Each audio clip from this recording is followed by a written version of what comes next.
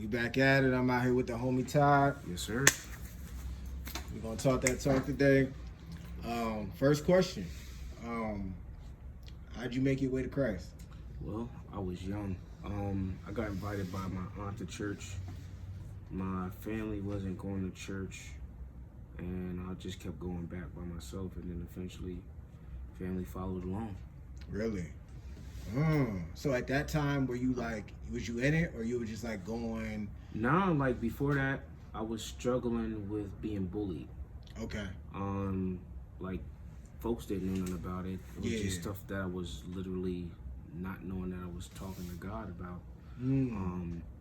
Because what was happening was I thought I was talking to myself. Okay. And being bullied at that particular age, you know what I mean? Just trying to find out what's what. Yeah. And then as I got introduced to church, what ended up happening is I kept going back and I felt God's presence. I felt that he was real. So then it's kind of like, okay, now that that's out the way, why are you allowing this stuff to happen to me? You know what I mean? What age is this? This is, I'm 8, 8 or 9. Okay. I was, Young, this was yeah. this was 98. Okay. Yeah, so going to church, find out God is real, got saved when I was young. Okay. Like really, like praying and all that good jazz, and really like started out like having arguments with God. Really? And it was based around the bullying? Mm-hmm. Okay. What was that like? How did that turn out? I mean, bullying turned out like. No, I mean like you having that back and forth with God. Oh, How did that because turn out with you? I was angry. Yeah. Because I was trying to figure out why. Okay. I was always a person who asked questions. For sure. Didn't matter what age I was. Yeah. But I guess over time, what started happening is I started to get to know more about Jesus. Okay. And when I was younger, I was going to like little camps and all that other kind of stuff. So just always curious, and then figuring out like that, demons and stuff is real. Okay. And You found that through the camps and stuff? through experience. Through experience, I got you. Okay. Like the sleep paralysis and stuff like Really? that. Yeah. Because when I was getting bullied regarding those matters, I was experiencing thoughts of suicide and stuff like that, like when I was younger and stuff like that. Yeah. Not wanting to live, but just different events that kept pushing me back into the fold. You know what I mean? Yeah. If God's supposed to be this, that, and the other, then why is these things happening? Why is it happening to me? Why are these things? Why? Yeah. But the indicator was that he always had an answer. So I got you. So how did that work out as the years started going by? Did you feel like at some point you got your answer, or did you? I kept getting answers. You kept getting answers because things was always happening. I got you. You know what I mean? So things happening, me asking questions, me getting answers. I don't think the trust was established until later on. But because I was getting consistent answers, I was always going back to the source. Got you. So when did you start? Because we're talking about this is really young, so I'm sure you went from that, and life is still happening. You're still getting older. There's all different types of events happening. Yeah. You know what I mean? Like being a person who has dealt with forms of abandonment, forms of insecurity and stuff like that. You know, you're trying to always find function rather than dysfunction. Right. So, you know what I mean? Like, being in a position where I felt like I was alone. Me being the darkest in my family. You know what I mean? Just different entities, like, you know, being molested and stuff. Like, just different stuff that led me to ask questions, and then after questions came answers. Yeah. So just a lot of like whys and stuff like that. So in that in between time, from the let's start at the 8 to the 35 now, right? 36 as of December. You about dang for real, bro. Yeah. Oh, you old, bro. Getting up there. I'm like, wine, you know, Yeah, getting better. Yeah, I mean, somebody's got to do it. Right. So let's say from the 18 to from the 8 to like 20. From 8 to 20, Yeah. I would say like school bullying and stuff took place from like 8 to like 13, somewhere around there. Found some friends. Friends were selling drugs and started selling drugs before I went to high school and found my way back into another church, which ultimately led me not to wanting to sell drugs because during that time I felt like God was watching me. I felt paranoid. Okay. You know what I mean? I even started feeling conviction about selling drugs to people, because you're selling drugs to people, you help to kill them. For sure. You know what I mean? Yeah. And those are the things and thoughts that God put on my mind and my heart. So like, those were my convictions. But I had on the other side of that, my friends I was hanging around because I was dealing with insecurity. Like if I don't hang around them, I'm gonna be by myself. So me compromising, being bullied, me being in a position where, you know, I was on the bigger side of things of life, like people making fun of me because I was big and stuff like just different things like that. But just not wanting to be alone because I was different. Yeah. You know what I mean? So I compromise. I'm not being who I'm supposed to be. I'm being everything else, being everything that everybody wants me to be, rather than who I know and what I've learned in the process of asking these questions and getting these answers. In the midst of this, where was your Christianity? I wouldn't say it was so much of Christianity to begin with. It's me believing in God. Gotcha. Nevertheless, Gotcha. you know what I mean? Thinking about the religious part of it. Was unaware of that part. Like even down to the aspect of me going to church. And then in my younger years playing for another church, playing in the band, playing on the drums and all that kind of stuff. Yeah. Like I was still in that Y stage, but it wasn't until my later years after, like, well, from like, all right, so I start selling drugs and playing around in the streets when I was like 13, 14, before I turned when I got in high school. Yeah. But I was also introduced to church again in that time. Gotcha. So I was going to this church where they had these programs. They was giving us pizza and stuff like that. So we was going. So what? We was going from their Bible studies, the youth group and stuff like that. End up graduating from this program where you learn to become a mediator, and in the same time of that, I was dabbling in the streets, doing that, but the conviction got stronger, so I left the streets alone and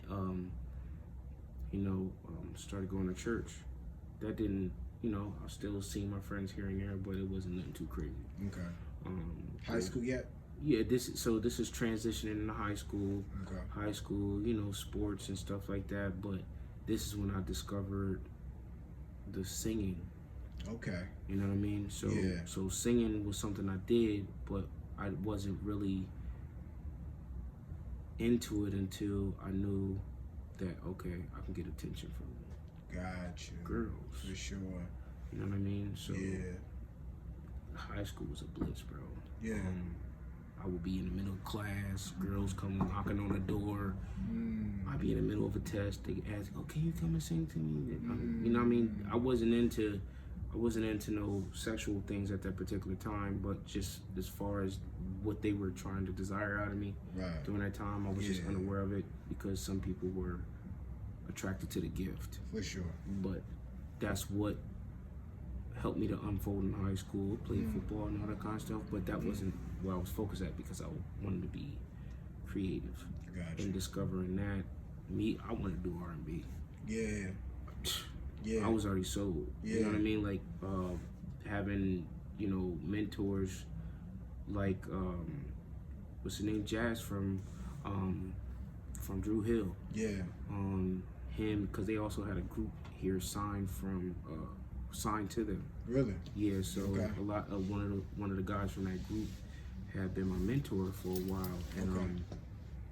but yeah, so the focus was I could sing. The singers get me attention, Yeah. but in that, I knew that music was my thing, but that had nothing to do with my aspect of just believing in God. Like I was at this point in time, like other things are happening, like the bullying started coming back up in high school with the like football and all that kind of stuff. So, but that pushed me into a realm where it's like bump God almost. And what happens with that is like I get into a mindset where I don't care what's going on. Yeah. And I mean, I've been drinking for a very, very long time. Yeah. At this point in time, because we started young. Yeah. But like partying, going to parties, hanging out with older people. So there's no God factor at that moment. There's still a God factor, but this is just what I'm dealing with during that time. Yeah. I still believe in God. I still got the convictions and stuff, but at this time I'm trying to push it. You just dissing it. Trying to push it away. Yeah. Like even down to like being in high school and I got invited to sing in the choir and stuff. I did not want to sing in nobody's choir. I was trying to sing R&B. Yeah. I was trying, you know what I mean? Yeah. Let them know, like, yeah, I can sing. But you know what I mean? And just down to like hearing about God and it was a turn on for me. So from like, so why? Just because it wasn't what people were doing. Gotcha. And because I lived in a lifestyle where my insecurities led me, you know, the compromise is going to come. That's a good point right there, yeah. You know what I mean? So you're going to disregard what you know and what you believe because what you believe will leave you lonely, will leave you in a position where people will look at you weird, and you don't want to be looked at that way. You know what I mean? Wanting to be accepted. You know what I mean? And that's what I dealt with, wanting to be accepted. Yeah. So, yeah. Yeah, so what was your turning point? When did you now be like, okay. All right, so my goal in high school was to be the first male R&B singer under Rockefeller Records. I already had these mentors in high school from the industry giving me the ins and outs of what's going on in the industry. So boom, I was selling paintings and stuff in high school. Okay. Yeah, so my high school counselor had me preparing for college, which would have led me either to the Art Institute of Philadelphia. Okay. Didn't want to do that. I could sell paintings. I know how to do that in my sleep. I don't want to do that. I want to focus on learning how to do the technical side of music, blah, blah, blah. And graduation comes, almost check out the day before graduation. Had to get surgery and get my appendix removed because I already had my mindset on going to California for this Musicians Institute. But I had to stay due to the fact that I just finished up with the surgery. If I would have made it out of surgery, you know what I mean? Yeah. But got through that. The group that I was in high school was an R&B group. And what ended up happening with this R&B group, two of the guys that were older had graduated the class before us. Okay. So I was left to doing music on my own now. I'm not saying like I was the best, but I was darn sure on my way. Yeah. But nevertheless, with the aspect of the day before graduation, almost dying, having to get surgery, I had to sit and wait. But during this time, after the surgery, start working, getting a little bit of money and stuff like that, get into this other friend group, and you know what I mean, like guys is partying and stuff like that. Again, insecurity leads. Yeah. They're having fun, they seem popular, cool. Those guys, they want to hang around me, they think I'm cool, but there's sometimes that these flashes come where they show themselves like being like bullies and stuff like that, making fun of me and stuff like that. But I allowed the compromise to come in because of the insecurity. Gotcha. To stick around. Yeah. And then what you get is, all right, whatever they say what they want, but then all right, the highlights come. Then what's happening most of the time is the low lights, which is the aspects where, you know, the disrespect, the blatant, you know what I mean, just showing like, okay, you're making fun of me, to like, I ignore that. Yeah. Go numb to it, you know what I mean? Like, I got a job now, let me support the parties, let me spend the money for the alcohol, this, that, and the other. Not because it's me, but because it's y'all. Right. Like, I value you guys more than my own self-being. So it's a lot of stuff that took place because of my insecurity. So yeah.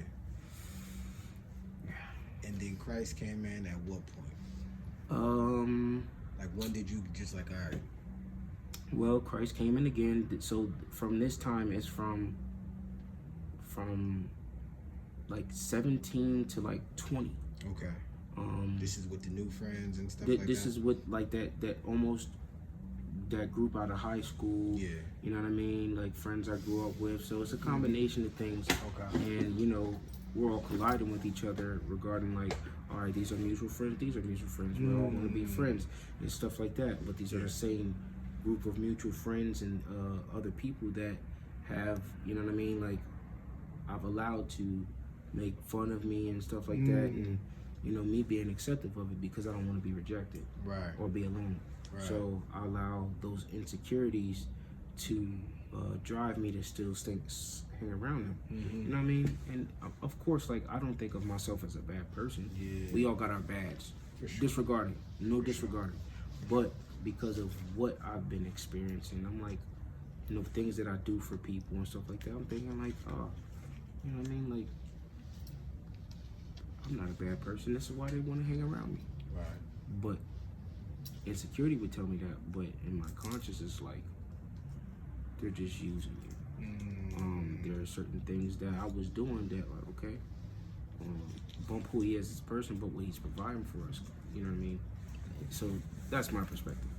But nevertheless, as these things are going on, I get a chance to meet my best friend's uncle at a particular time, who was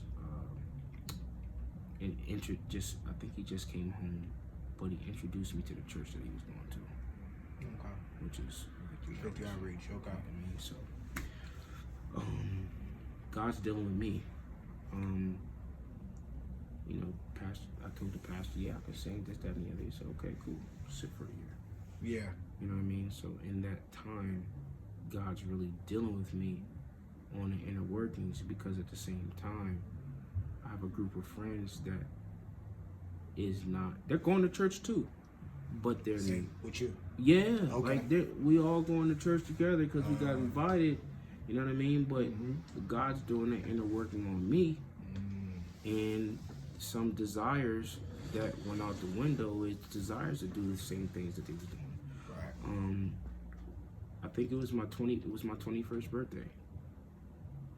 I started going to the church June 2010. Okay. And when I started going to the church in June, you know, from that span of June to December, where the birthday takes place, we're living together. We're supposed to be focused. I'm not gonna be drinking. I'm not gonna be smoking. Bull crap. Religious. Go to church on Sunday. Get back to the crib after church. Roll the blunts. Yeah. Cook the food. Get the drinks. We vibe.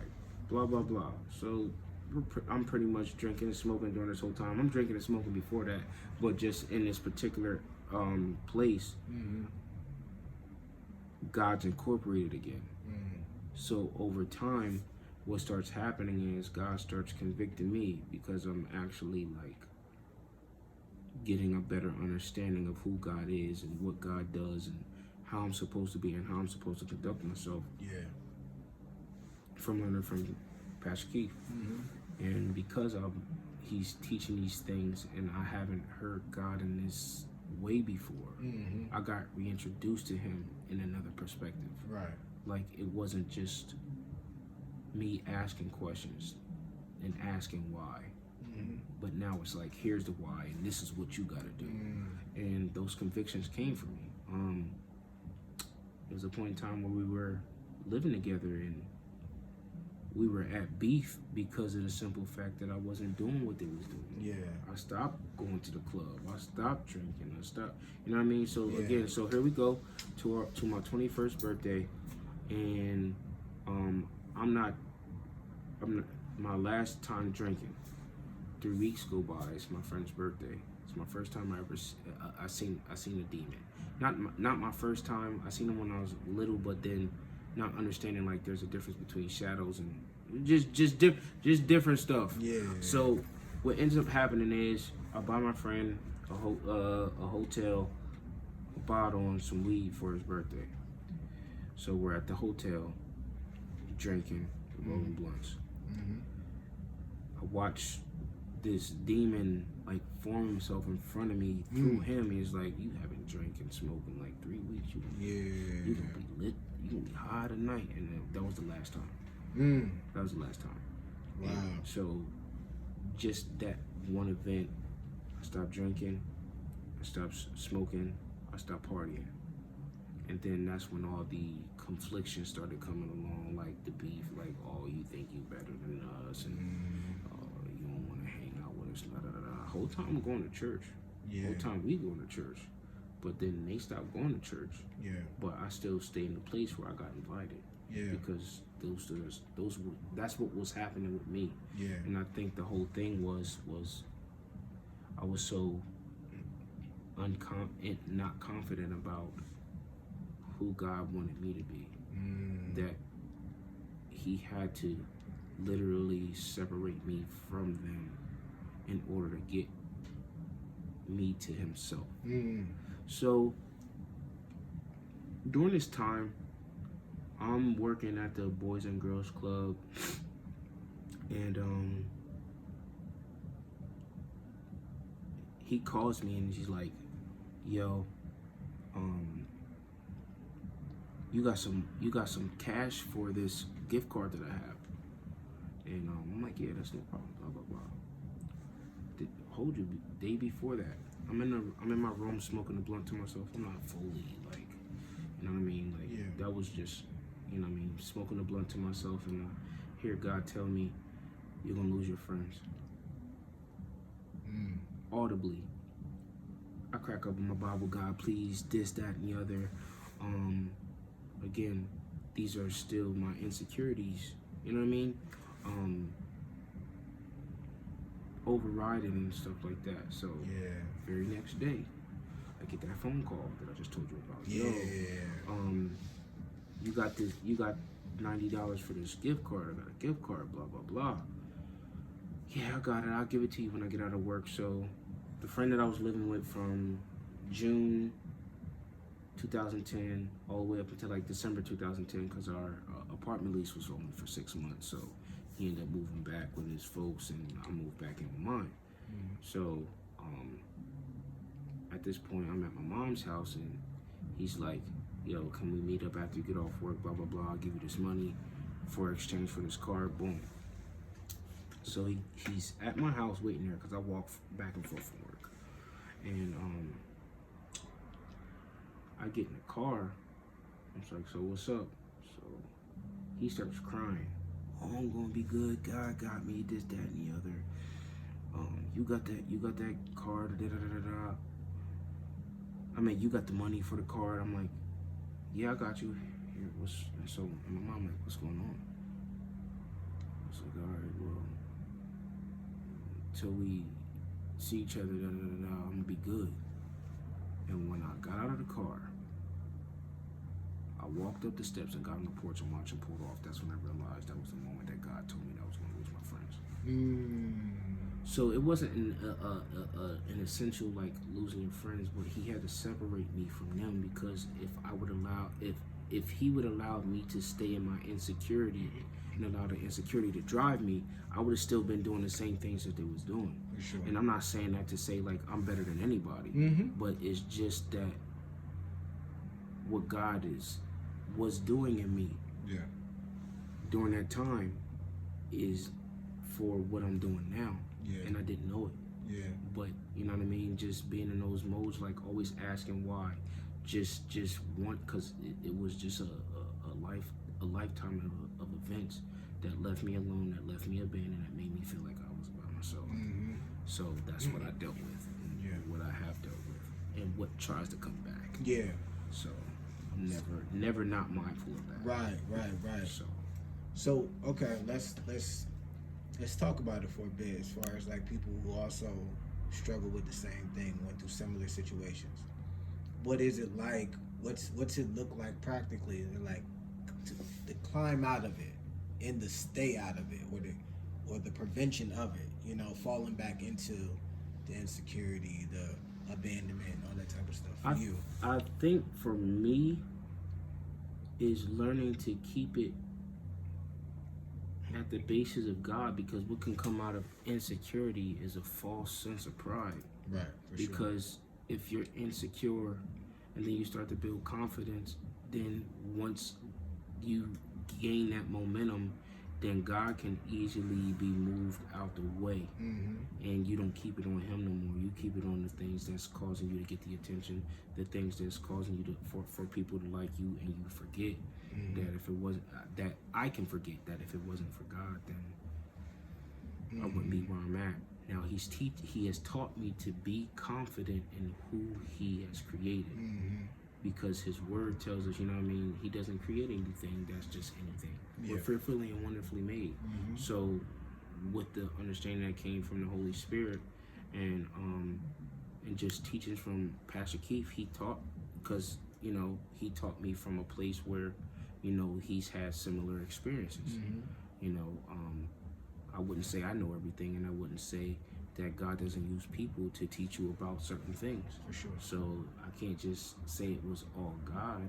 God used people to show me about me. God used people to show me how to do certain things. Yeah. So I'll never discredit that. But regarding the aspect of the prevention practically, staying humble, bro. Knowing that you can't take credit for what God has done, but at the same time, you could be a better benefit to the people who have to, not have to, but they can jump over holes you had to crawl out of. For sure. If you're completely honest with them. Yeah. Completely honest with them. So I'll go to say in my honesty, like, stand in God's face and allowing the identity that he has given me to override the identity that tries to create its own lane in my life, because of what I've dealt with and my weaknesses. You know what I mean? So just going to him and being completely honest about certain things. So how would you, in plain language, explain staying in God's face? You gotta pray. Understanding prayer is a two-way street. You don't just go to God to talk. That's a vent session. That's therapy. You can go to whoever's office. For sure, Miss Joe. Yeah. Learning from Pastor Keith, like, there's certain things that only God can do. Yeah. You're not going to take your iPhone to the VCR store, which means that they're not the originators or creators of it. And because God is your creator, why not go to the creator about the things that he created you to do? Yeah. So that comes from time, that comes from patience, that comes from, again, prayer is communication with God. And because you communicate with God, why would you walk off or not be in a position to hear him back? And it's not like you're just sitting still, but you're being attentive to and sensitive to, like, all right, God can use anything, anybody to speak to me. You know what I mean? Like, just being mindful of that. And because if you want it bad enough, you're gonna do whatever to get it. Yeah. So ask God to give you the hunger to get it done. The wisdom to get it done. And sometimes it just comes with the territory. Like, God is not just put you on this planet to be alone. There are people who have your best interests. Yeah. So. Yeah. How about advice and them people getting to those people? No, I think knowing what it is that's missing, not knowing everything that's missing, but the key essentials, like the people who have your best interest that will love you. Yeah. You know what I mean? I'm not sure on what that may look like for everybody. For sure. But you know it. Yeah. When it's presented. Yeah. You know what I mean? Like we chase false love. Mm-hmm. You know, there was things that I was doing in my insecurities that would lead me to false relationships. I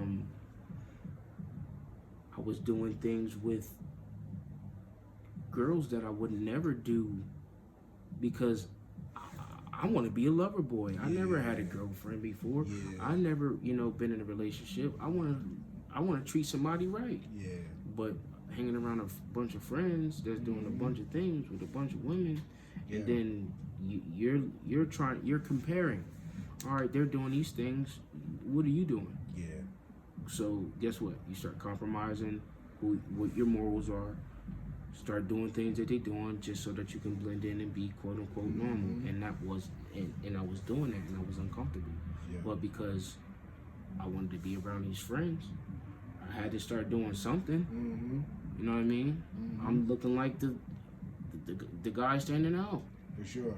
But because I didn't want to be alone, I started blending in. So I was messing around with the girls and doing things that I thought wasn't. Yeah.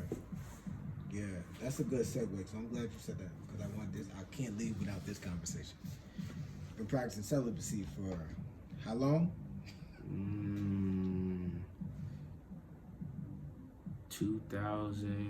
December 2011.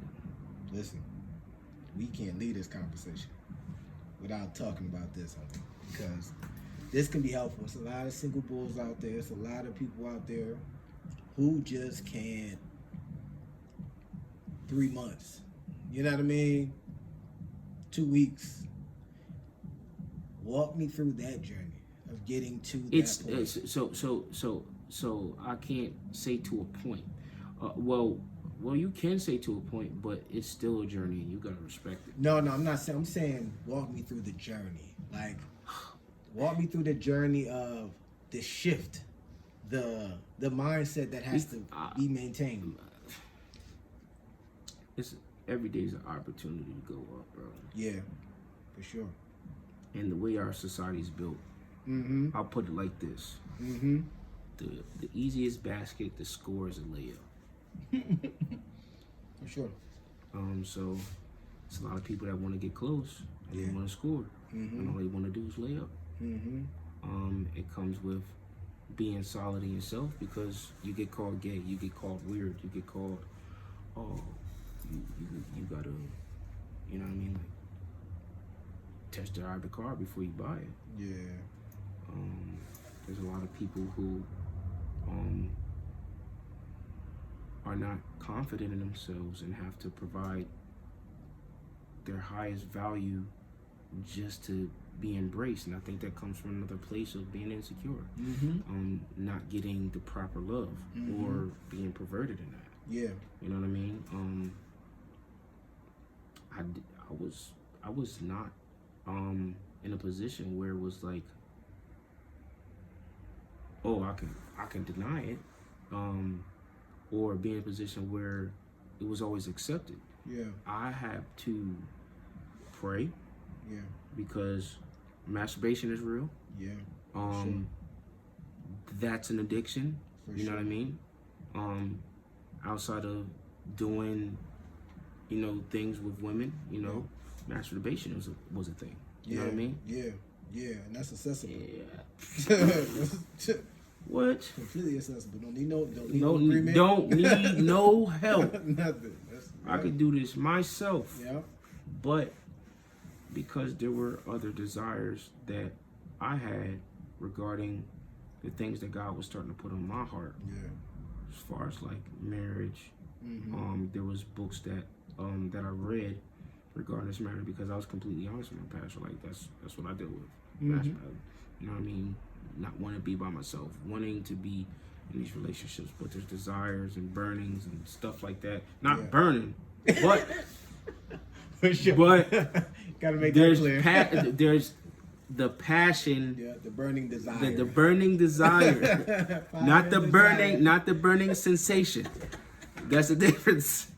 But yeah, so like having to deal with that stuff, and it doesn't come overnight, because there was things that I've learned.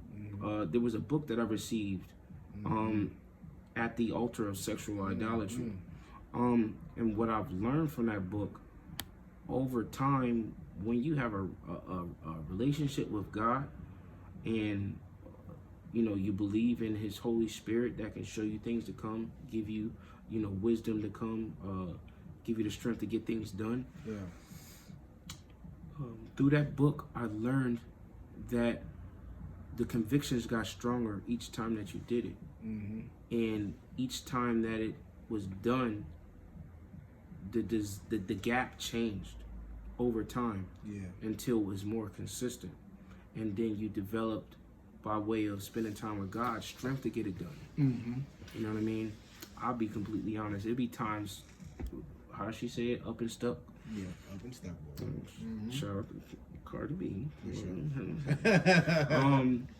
That I would have to make myself uncomfortable in order to stop doing it. I would call my pastor. While stocks is high. For sure. Just to, you know what I mean? Like, nobody wants to be on a, but these are the wisdoms that I'm getting. Absolutely, and that is wisdom, for sure. I don't want to be on the phone with it. For sure.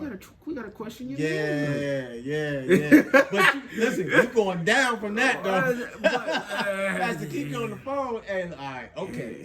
Hey, now. Problem solved. I'll call you back. Yeah, so those were like certain things that, not put myself in certain environments that would promote that. Not put myself around certain people who I know that was trying to tag me in. You know what I mean? Like, I've had people offer, because they knew I was in that place. Like, at a point in time, I worked at a daycare, with nothing but women. You get women that come in there who are, I'm not saying they're all like that, but you get a certain group of women that are just bloodlusting for every and anything, you know what I mean? And they'll want you to offer Arby's. Y'all know the commercial. Just those different temptations, and sometimes it gets hard because, no pun intended, sometimes it becomes difficult to stay in those environments and stay pure, because some of them fit the criteria, and your mind starts to ponder, because as men, we're visuals, but you have to learn how to fight the visual, because if it gets stuck in your mind, now you're going to contemplate it, and now you're going to start to think about how to get it done. Do it this way. You know how the thoughts go. But you got to be willing to fight, and it's always a fight. So it's always a fight. Let's go back a bit. Why did you start the fight? Why did you because even decide it? My relationship with God changed everything. So as I'm getting convicted on the things that, I thought was most important to me, then everything else started falling in line. Not just because of my insecurities. My insecurities brought on the fact that I was lusting after certain things. I was lusting, and lust isn't always sexual. You lust after the desires that you want, and sometimes God can get pushed to the wayside. Even if you don't have God, then you're gonna go after that with all your heart and all your mind, all your soul. So it's the God part, because I was always searching on how to stop, even in the midst of dealing with it. Again, like, I dealt with masturbation, and I still deal with it, because it's a mindset, it's a thought, and out of your thoughts you start to conjure up action. Yeah. And because you don't stop it here, then you can't stop it. You know what I mean? Like, you're going to think, oh, I'm up now, so yeah, everything's frozen. I got to get it melted. Yeah. You know what I mean? Like, you know what I mean? Like, it's frozen. We got to melt this ice, bro. We got to melt this ice. Hey, bro, you be tripping. Like, no, but this is the things that God shows me. Like he tells me about the three kings. Yeah. There's smoking, drinking, fuck. I didn't say it. Yeah, but you know what I mean? Like, there's just different things, and I think developing a relationship with God, I will say this. God knows how to talk to you about you, talk to you for you. And there's certain things that he will say that will make sense to you if you give him the chance and time to. So, just always crying out, like, you know what I mean? Like, knowing that for some time, yeah, I grew up a mama's boy. Yeah. But I did not have a full, confident relationship with my dad. You know what I mean? Gotcha. Same name, same birthday, this, that, and the other. But there were certain gaps that happened, and I'm not blaming him for anything. You know, the devil's always active. Yeah. But at the same time, like, those things can happen. And I'm not one at the fault that say I'm evading anything. Because life comes at everybody. For what it's worth. But just always, I was looking for those gaps to be filled. Yeah.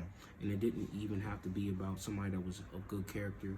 It was by somebody, all right, you start showing me love and affection and stuff like that. I was after it. I was loyal. I was consistent. I was giving you the clothes off my back. I was doing whatever to keep that. Yeah. So that comes from compromise. That comes from being insecure. You know, even down to like my aspect of actually approaching situations from doing it afraid, but doing it afraid from the aspect of knowing that you're doing it from the authentic you. That's where the whole authentic man situation comes. Like, I'm not telling you that you have to be perfect, but be yourself. Because nobody benefits from you being somebody else. Yeah. You represent a group of people. And if you don't tell the truth, then those people can't be set free. For sure. If I told you that that was all me and God did it, I don't think this conversation would be happening. Absolutely right. Or you probably chose me to even have this, you know what I mean, session. For sure. You know what I mean? If I was like that. Yeah. I'm not him. For sure. He's him. You know what I mean? So for sure. I don't know if that answers your question or not. Nah, let me ask some more questions. So all right, I'm gonna give you final question I have for you. And that is, if you come across a believer struggling, you know, falling away, not just having struggles believing, you know how that go. What would that conversation look like? What would words of advice be? What could you say to them to maybe help them see from a different perspective, or want to try God again? It would first have to come from the aspect of what stopped them from believing to begin with. First place. And I think we go from there. But, you know, the first aspect wouldn't even be to start where asking them questions. It would be to love on them. Because sometimes people like that feel alone. Yeah. And because they feel alone, knowing what it's like to be alone, and honestly having someone that has your back no matter what, because that's what God does for us. He has our back no matter what. He doesn't want us to leave, but out of our free will we do. Life events happen that can cause us or trigger us to get away from him. Yeah. Certain things can cause us to be in a position where we don't want to have anything to do with him. Sometimes those truths can make us run away. But sometimes what we've been revealed in when it comes to quote unquote love, sometimes we're not loved properly. Yeah. And because we're not loved properly, that can come into a place where what we think is love is not love, and then what's love actually is, we stay and refrain from. So I think essentially loving on a person first, because like if a person on the street cuss you out, you're not going to really be offended to that, rather than it being the person that you know and love, because they have that effect on you. For sure. And because of that, the aspect of quote unquote having a person who's in a position where they're not believes again, is because of a love factor. They're going to trust you more when you love. So then you can talk to them about the things that, you know what I mean? Yeah. So coming from a person who doesn't have the purest intentions for you, and want to talk to you about something important as that, that we may consider, they're going to question you before they qualify you to talk to them. Right. So, it's a good answer. so. All right, that's it.